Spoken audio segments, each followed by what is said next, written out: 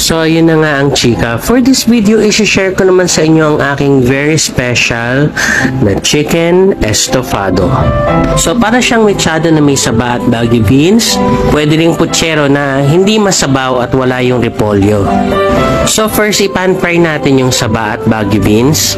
Kapag okay na, set it aside at isunod na iprito ang patatas at carrots.